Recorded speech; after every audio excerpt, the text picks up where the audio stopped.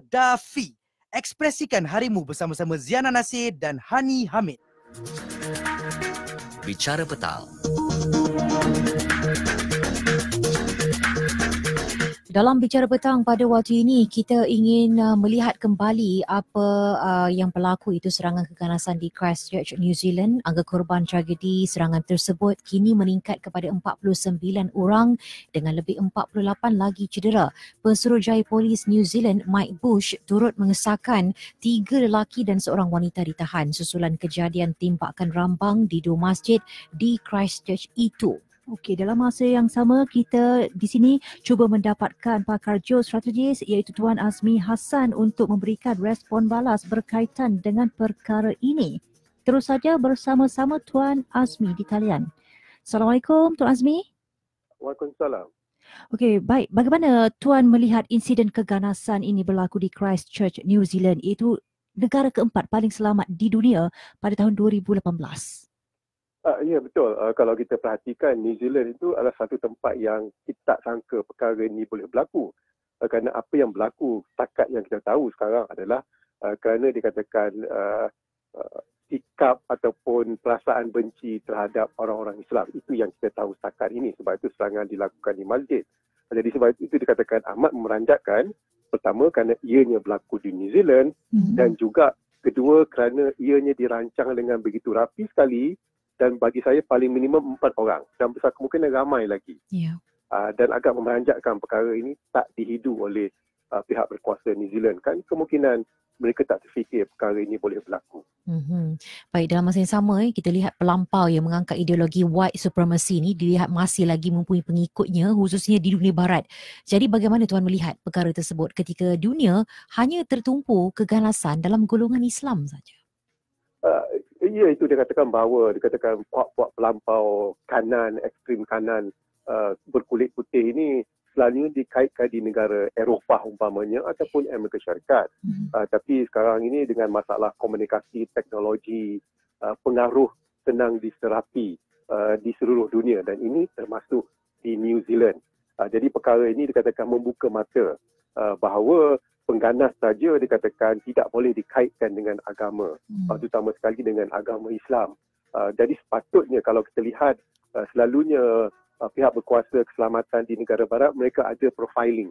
Mana mereka-mereka yang disyaki berhaluan kanan akan dijejaki dan akan diperhalusi gerak-gerik mereka. Tapi masalahnya apa yang berlaku adalah tidak berlaku di New Zealand. Sebab kemungkinan mereka hanya dikatakan melihat pengganas itu adalah orang Islam. Jadi ini dikatakan sebagai iktibar kepada semua bagi saya bahawa keganasan itu boleh berlaku di mana saja dan dilakukan oleh sesiapa sahaja. Dan apa yang mencuri tumpuan juga adalah senator dari Australia yang mengeluarkan kenyataan bahawa serangan berpunca daripada imigresen yang membenarkan pendatang beragama Islam memasuki New Zealand. Apakah pandangan Tuan Azmi mengenai kenyataan ini? Adakah ia boleh menimbulkan lagi kemarahan orang Islam dan menaikkan lagi propaganda anti-Islam itu sendiri? Ya, kenyataan sedemikian tak sepatutnya dikeluarkan. Terutama sekali bukan oleh orang biasa ni oleh orang politik yang berpengalaman. Jadi ini dikatakan sikap xenofobia yang dikatakan tidak suka perkara yang asing dengan mereka. Jadi ini dikatakan boleh menaikkan semangat benci kepada orang Islam itu sendiri, kepada dasar yang dikatakan lebih lembut kepada Islam. Jadi itu dikatakan sebagai sesuatu kenyataan yang tak sepatutnya dikeluarkan. Bagi saya kalau nak dianalogikan, kenyataan daripada ahli politik sedemikian sama bahayanya apabila pelaku penembak itu menggunakan live training untuk menembak. Jadi itu dikatakan bahaya kesan sampingannya dikatakan sama berat. Dan kita amat kecewa ahli politik itu mengeluarkan kenyataan demikian dalam ketika kita bersedih dengan apa yang berlaku itu.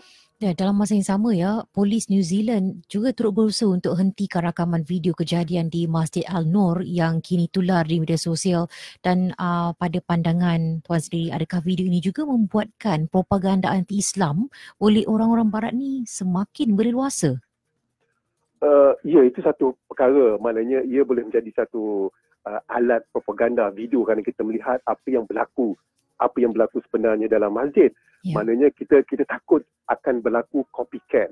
Mana ada orang yang cuba meniru tingkah laku yang terkutuk itu. Tapi dan satu hal juga, takut kesannya apabila orang Islam bila melihat seperti kita melihat video sedemikian, perasaan marah, perasaan benci itu membuak. Dan apa yang ditakuti adalah akan ada tindak balas daripada pihak yang bertentangan. Jadi itu yang paling ditakuti. Dan video itu sepatutnya kita jangan sebarkan. Bagi kita orang biasa, jangan sebarkan. Kita terus padamkan video kerana ianya tidak mendatangkan kebaikan dengan menyebar. Ia boleh mendatangkan kesan yang kita tak dapat hadapi pada masa akan datang. Dan nasihat itu juga telah pun dikeluarkan sendiri oleh MC supaya rakyat Malaysia tidak sebarkan video tembakan itu kerana dikhawatiri menimbulkan suasana panik dan marah dalam kalangan rakyat sendiri. Jadi adakah akta sedia ada mampu mengekang perkara ini sebenarnya, Tuan Azmi? Akta tu memang dah ada kerana video itu dikatakan boleh dikatakan menjurus kepada keganasan. Kita dah ada akta itu. Tapi masalahnya tanggungjawab lebih menjurus kepada individu, pengguna-pengguna media sosial. Mereka perlu mempunyai etika supaya tidak menyebarkan video tersebut. Jadi bagi saya, tanggungjawabnya lebih berat kepada kita sendiri. Pengguna-pengguna media sosial, jangan sebarkan. Seperti yang dikatakan tadi, ianya tidak akan membawa kebaikan. Malah dia akan membawa kesan yang kita tak dapat nak pertahankan selepas ini. Jadi sebab itu dikatakan etikanya, tanggungjawabnya adalah kepada individu-individu seperti kita supaya tidak menyebarkan video tersebut.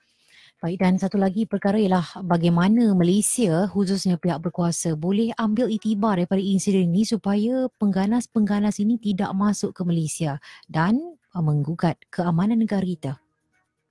Itu dikatakan baru seminggu lepas beberapa rakyat Syria dan Mesir telah ditangkap dan dihantar pulang ke negara masing-masing kerana menggunakan Malaysia sebagai negara transit. Jadi dalam hal ini, ia memberi kita sebagai kita memberi keyakinan terhadap perisikan kita terhadap polis diraja Malaysia dalam menangani kes ini.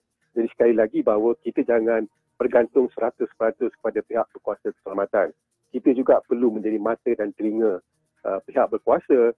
Laporkan kalau ada perkara-perkara yang kita lihat agak terpesong, agak kita tak senang hati, kita laporkan walaupun di kalangan keluarga kita sendiri. Jadi itu tanggungjawabnya kita perlu lakukan sebagai rakyat Malaysia kerana kita tak mahu melihat apa yang berlaku di New Zealand dan tidak mustahil boleh juga terjadi di Malaysia.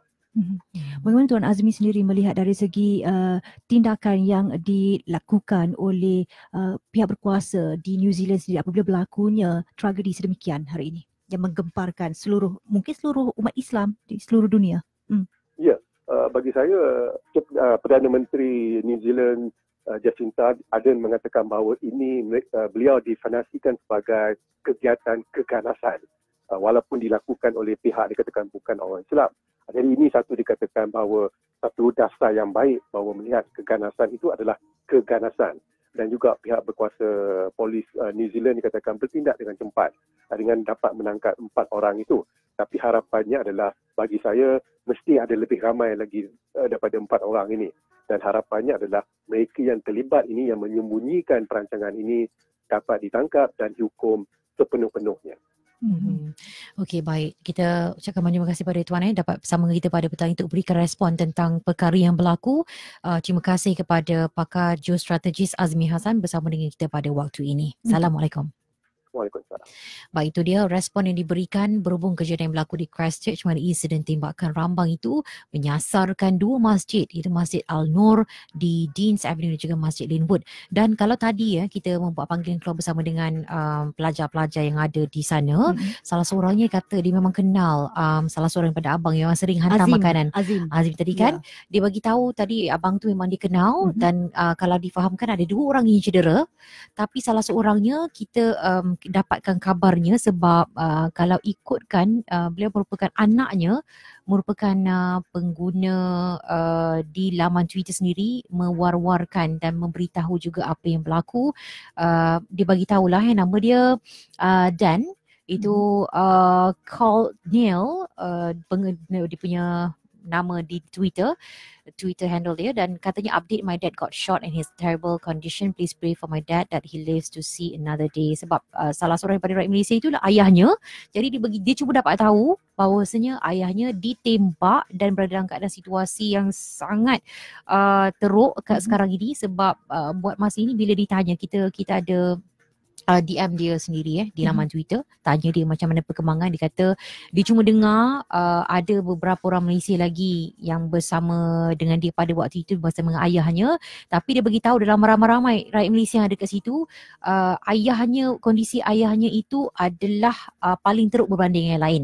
Tapi cuma dia tak tahu maklumat penuh disebabkan tiada sesiapa pun, macam tadi dikabarkan juga, diberitakan bahawa sini tidak ada sesiapa pun yang boleh pergi ke hospital untuk dapatkan info lanjut, sebab di hospital sendiri pun memang keadaannya memang sesak lah, dengan yang ditembak, dengan yang nak merawat dan sebagainya.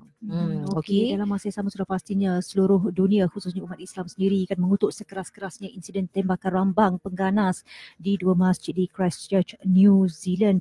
Sebab apa tahu, tak ada mana-mana rumah ibadat di dunia ini yang boleh diperlakukan sedemikian. Sesuatu yang di luar jangkaan apabila kita tahu New Zealand merupakan sebuah negara yang cukup aman, seperti yang kita dengar sendiri daripada pelajar Malaysia yang belajar di sana kan. Memang orang kata masyarakat di sana tu memang saling menghormati, toleransinya cukup tinggi kan, tiada diskriminasi. Tapi itu yang berlaku, sesuatu sebaliknya berlaku hari ini. Betul-betul. Dan kalau ikutkan koresponden daripada CNN International iaitu Anna Corin memberitahu bahawasanya insiden tembakan serambang itu sebenarnya satu perkara yang memang tak dijangka, yang tak boleh terfikir boleh berlaku.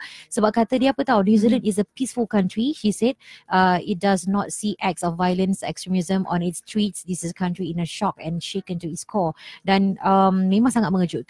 Dan sekali lagi kita nak bagi tahu juga bahawa yang tadi saya bagi tahu Twitter tu anak kepada salah seorang pada rakyat Malaysia yang tercedera, yang katanya ditembak di sana. Yang terkini dibagi tahu, dia kata, hi Haikal Daniel here, little update, my dad was also affected from the Christchurch shooting, he's in a terrible condition and I would gratefully if you can pray for my dad. Sama-sama kita doakan, dimohon anaknya Haikal Daniel ni, dia mohon supaya kita sama-sama doakan ayahnya. Sebab tak tahu, bayangkan bila tak dapat masuk hospital, tak tahu apa perkembangan, dari statusnya, keluarganya pun tertanya-tanya tahu anaknya. Kita lagilah kita nak tahu juga apa status yang terkini. Okey, tapi tak apa, yang penting kalau diikutkan Kementerian Pertahanan sedang menunggu laporan penuh daripada Pejabat Penasihat Pertahanan PPP Malaysia di New Zealand berhubung kejadian tembakan di sekitar masjid di Christchurch, New Zealand hari ini. Itu dinyatakan sendiri di laman Twitter Menteri Pertahanan Muhammad Sabo.